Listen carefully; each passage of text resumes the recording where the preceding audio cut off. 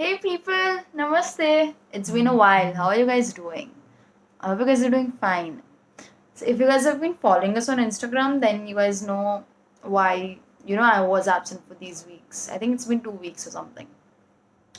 So yes, so according to that, we have around 3 to 4 videos that are due, and I'll try to post them as soon as I can. So yeah. Okay, so let's start. So today's video is on something which is very common and something which we do not even know for a fact that can lead to so many problems, and that is labeling. So to begin with, did I already say that? Okay, let's start with what is labeling. Okay, now labeling is nothing but assigning a term, using a specific word for a person. Like, we are talking about labeling as in only with respect to humans here. So that's why I said for a person in a way which we feel describes them the best. Okay, now what I mean by that is we notice certain things about certain people and we tend to assume that that is the most dominating trait, or that is the majority of characteristic of that person, and then we start labeling them with that particular terminology. Not the terminology, like the term. For example, see, I'll share my own personal examples. Now, I am someone who has a very radiant kind of vibe. Okay, so I walk in a room, and I don't know how, but I somehow attract most of the attention, even if I'm just being who I am. Okay. Now, there was a point in my life where I used to feel that it's a bad thing because I have been called weird terms. I have been labeled in a way, and I was like, I didn't do anything. How is it my fault? But then I still used to feel bad about it. Now, the reason behind it is that certain people just have that kind of an energy. Certain people just have that kind of a vibe. When I started to realize that this makes me who I am, I stopped, having an issue with it. But that did not stop people from labeling me with certain terms. Like, I've been called an attention seeker for like a long time, since I was a kid, because I have been someone who's extra with almost everything that I do. My brain does not work this way. I always go. I was trying to form that thing. Never mind. Okay. So my point being, even in class, for example, I ask a lot of questions. Okay. Now what happens is, because of that, I'm either called someone who is like a wannabe or someone who's an attention seeker and everything. So of course, I have been called a bitch most of my life. But after a point in my life, it stopped affecting me in a negative way because I accepted who I am. Now, this is from the perspective of a person who has been labeled and a person who is okay with it now. Okay, this is case one. Now, let's shift to case two, where we are the people who are labeling others. Now, what do we do when we label others? Okay, now let's take for instance, I am someone who's labeling someone else. Okay, I meet a person. Okay, and I feel that that person is very rude. Okay, so why do I feel that the person is very rude? Maybe they have said something way out, like straight away, and I did not expect it, or maybe I've seen them, talk to someone in a very undecent and unpolite manner. Now I just labeled that person as rude. That happens once, maybe I witness it twice or maybe thrice. So let's just say it happens quite a few times, and now we are very stubborn, and now we are very rigid with the fact that that person is rude. Okay, so now what happens? You are sure of a fact that this person has this particular dominating trait. You are the one who's assuming it. Remember, we do not know anything from that person's perspective. We are right now just talking about the person who label others. Okay, so now I'm someone who's labeling someone, and I'm very sure that person is rude. Why? Because I've witnessed and I've observed a particular behavior for quite a few times now. I do not know anything about that person other than that. Or even if I do know some good things, I will. What will I do now that now that I'm so stiff about it? I will let it overpower and overshadow the good other traits of that person, because I've already labeled them as rude. Now, I am not only keeping it to myself. Labeling usually does not just work in this particular one to one manner. if I socialize with other people and if we start talking about that person, I will share my personal, judgment, negative judgment about that person, and I will let you know that I feel that person is rude because of XYZ reason. Why am I doing this? Firstly, because I've already made my mind. I'm sure that that person is rude. Secondly, because of this, what I'm doing is I'm not giving that person a fair chance to alter that image in my head. Knowingly or unknowingly, when we label people, we take away their chance of changing that image in our head. I'm not saying that we should never label anyone, and it is very, practically impossible to just automatically just stop doing it from tomorrow onwards, or as soon as you watch this video, you're like, I'm never going to label anyone, done. No, there are certain things that are morally, ethically wrong.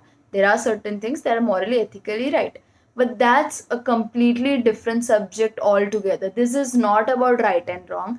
This is about the impact and the effect of labeling that it has on us as well as the people that we are labeling. If now that you've already seen, now this is what happens when you label someone. This is the impact on you. Okay? So, okay, I hope you guys know Jay Shetty. So I watched one of his videos, like I was just scrolling through and I watched one of his videos where he talks about he gives a very nice example.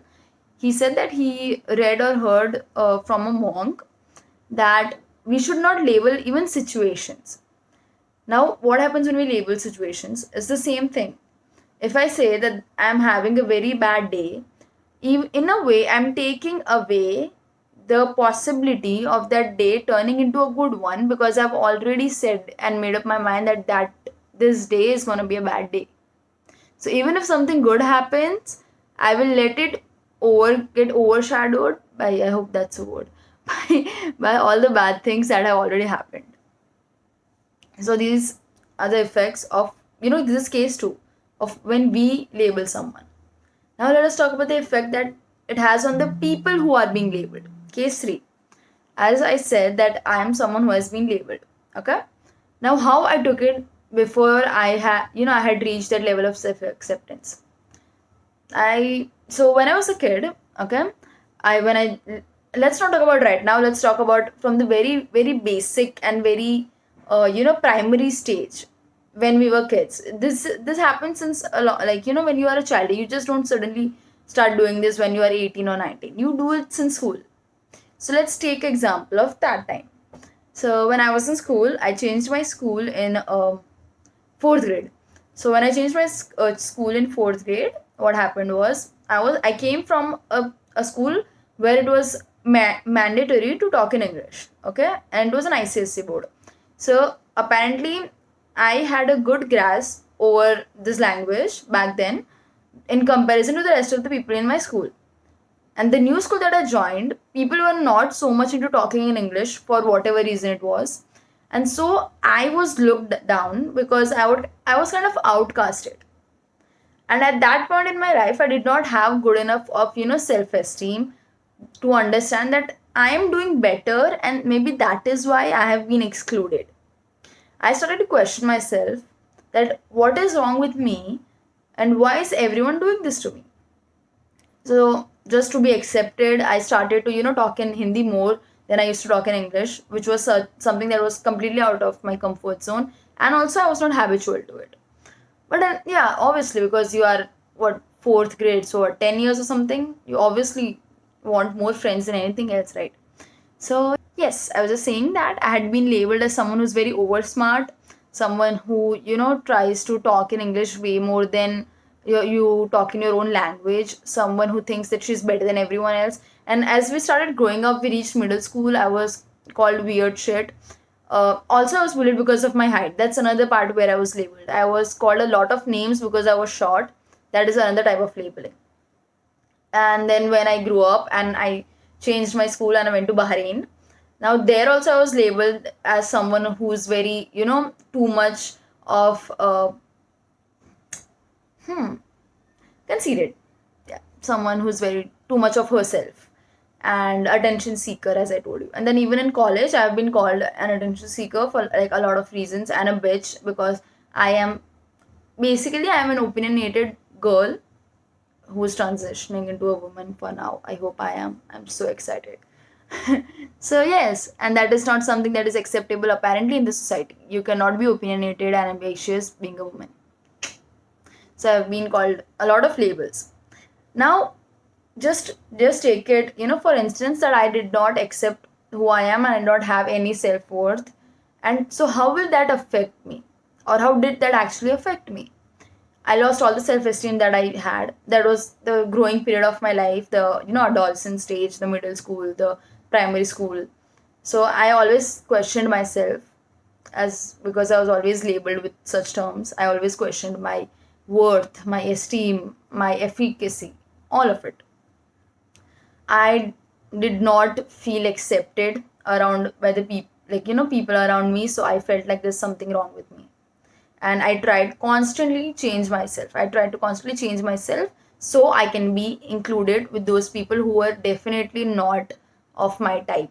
Okay, I did not vibe with them at all, and now that I've grown up and I understand all those things, I understand that me being too hard on myself was wrong thing.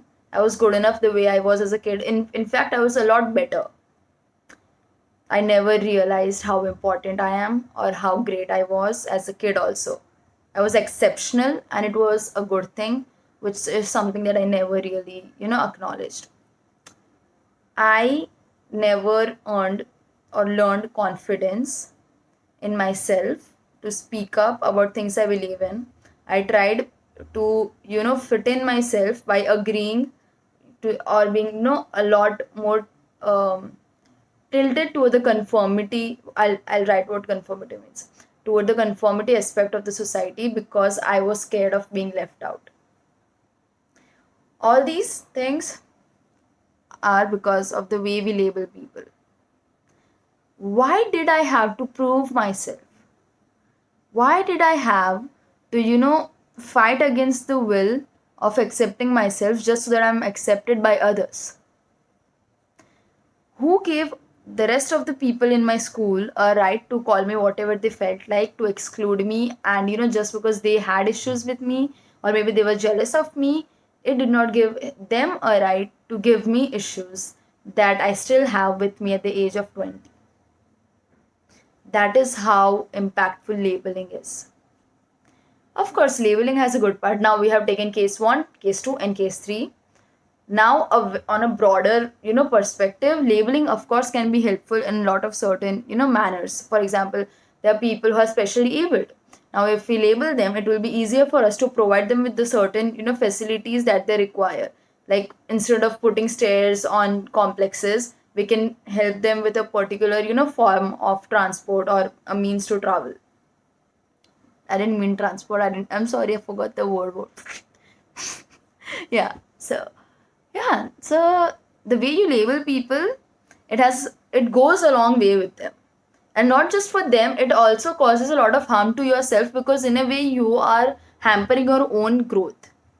If you learn, the more you label and you, because it's very common in the society. Okay, like try to understand this. It's very common in the society. Now, if you're used to labeling everything, you are obviously getting away with it most of the time. Right? Why? Because it is acceptable. Now, is it right though? If it is something wrong, and just because you're getting away with it, you are in a way rewarding yourself. Okay, you're getting away with it means you are this, how can I not know that word? I forgot such an important word. Reinforcing. I'm so sorry, that was so bad. You're reinforcing that behavior and that habit of you labeling people. How is it hampering your growth? Simple. You will not let yourself learn new things. You will not let yourself accept new things about people you have already labeled. I think I have made a clear point, and there's a lot more we can talk about this. Obviously, you can send in your stuff and I'll make a video on all the reviews and the feedbacks that I have gotten and your opinions and suggestions on this particular topic of labeling. Labeling is helpful, yes, but it needs to be done in a more productive and in a more welcoming manner. Oh my god, it's like 16 minutes almost. That's it for today, people. See you soon. Stay strong. Take care. Bye bye.